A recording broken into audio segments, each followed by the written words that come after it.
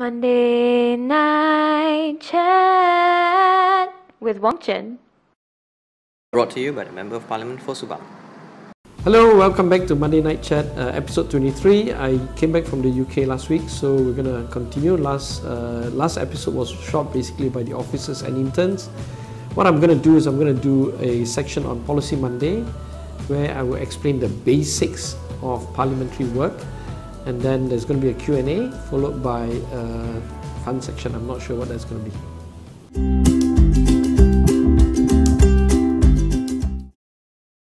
Hi, welcome to Policy Monday. Policy Monday, we're going to talk about the role of parliamentarians. As you know, I spent 4 days in the UK Parliament, holed up in this CAP UK Common Room, and we had 26 programs. We went through the entire thing. So before we start this series on what I've learned or what I want to adopt and adapt from the UK Parliament, let me just set the tone right. What do the UK parliamentarians, what do they have to do? What is their actual role and duties? The UK Parliament and the Malaysian Parliament is still based on the Westminster model. What is the real duty of parliamentarians? They have basically 4 duties, okay? The first one is they have to legislate. Legislate means we have to look at laws, we have to study the laws, we have to make sure that the laws are proper. That is the main duty of members of parliament, to pass laws. And the way to do it is to go to parliament to actually debate, but the technical aspect of that law actually goes through a select or standing committee. Now that's why we keep emphasizing standing committee. It's a crucial role. I'm in the standing committee regarding Public Accounts Committee. We don't legislate laws, but all the other future standing committees that we want to form should look at the primary duty of legislators, which is to pass laws. Number 2, members of parliament are supposed to look at policy. So policy means developing ideas and concepts, looking into the future. Members of parliament should be looking at things like inequality, wages, minimum wage in particular. We should look at global warming, climate issues. We should look at artificial intelligence. These are the core issues around the world, and we don't do any of those.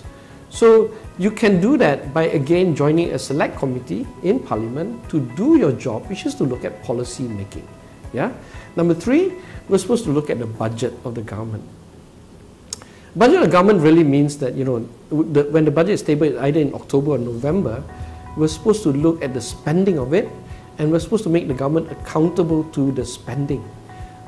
Corruption issue, wastage issue. For instance, if they take a trip to London, how much should they spend? What is the acceptable level? It cannot be like 5 million or whatever it is, right? So those are the issues regarding. Again, you go back to the select committee as a vehicle to do the check and balance and to scrutinize and do inquiry about the spending. The 4th issue is so-called community work. Now this is where community work should be the least important of all the members of parliament job. Community work should be carried out by the ADUN and by the councillors primarily. So if you have to put a scale on what percentage is your role, 30% I would say to legislate, 30% to think about policy, worry about the future, and then another 30% on monitoring the budget, doing inquiry, making sure there's no wastage and corruption. Community work should be 10%. Yeah? And this is where the UK Parliament and us differ widely.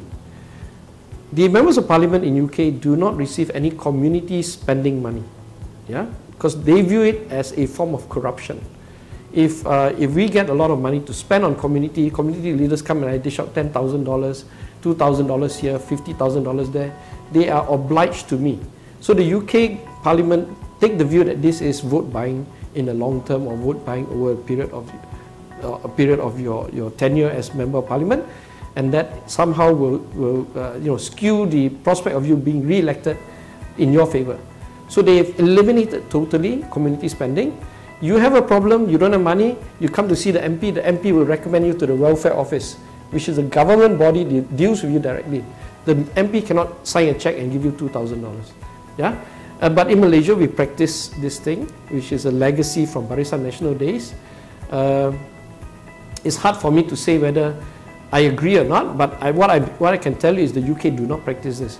And I think over time, probably the next term, or in 5 or 3 or 5 years from now, we must gradually remove this because it's just not fair. Yeah. So that's basically it.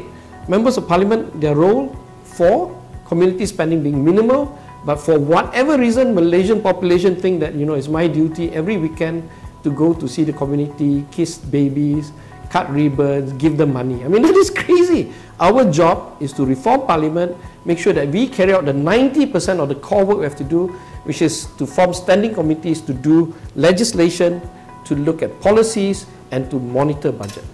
Okay, so following from this opening series on my UK Parliament visit, we're going to talk in detail next week and the following weeks on what we should actually reform. But let's just get it right in the sense that my job to you as Member of Parliament is to focus on that 90%. That's it for Policy Monday this week.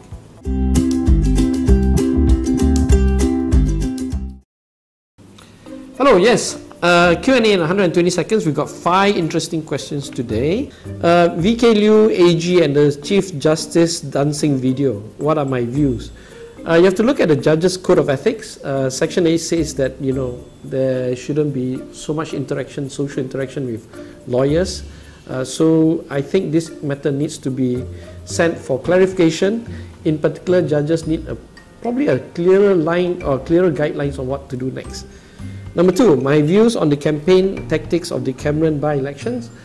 It's going to be a really tough election. By the time you see this video, we will know the results. I think ministers in particular should not visit particularly close to the election date. There must be very basic rules that if you want to campaign, you can, but you campaign as a party member. You can be the opposition leader or the Prime Minister, but you campaign as a party member. Number 3, Kelantan to stop logging when it receives petroleum royalty. I think the Kelantan government has a point here because they need to pay their civil servants, they need to run the state.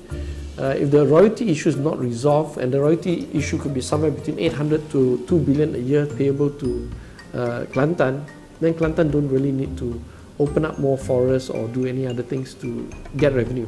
Number 4, MYSALAM insurance scheme. I talk to a lot of bankers and insurance companies, so they're a little bit worried about the pricing of this project. We have to look at it closely and see whether this is actually a good thing or not. So no comment at the moment on MYSALAM insurance. Number 5, MITI to reduce excise duty to bring down the prices of cars. Very good idea, but again, it goes contrary to our public policy on public transport. But I don't really have beef on the excise duty issue. I have the big problem with the AP issue. So I'd like to hear what MITI has to say about AP for cars, and most of these APs, as you know, goes to friends of Barisan Nasional last time. Okay, so that's it for Policy Q&A 120 seconds this week.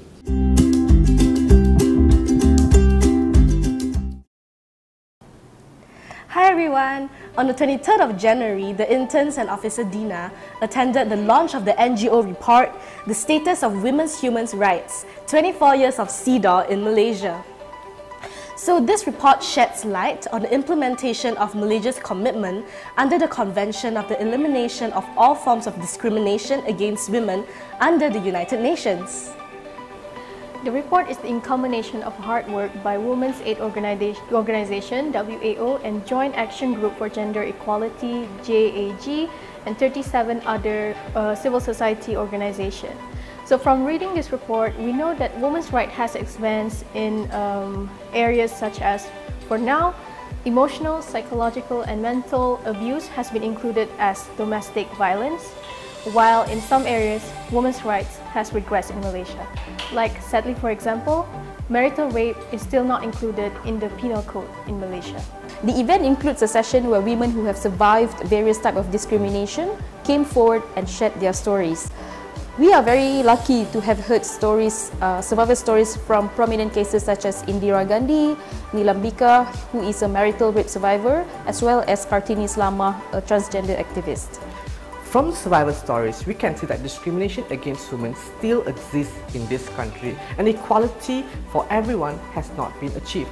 Hence, the policy recommendation in this report should be used as a guideline by the Pakatan Harapan government in protecting and promoting women's rights in Malaysia.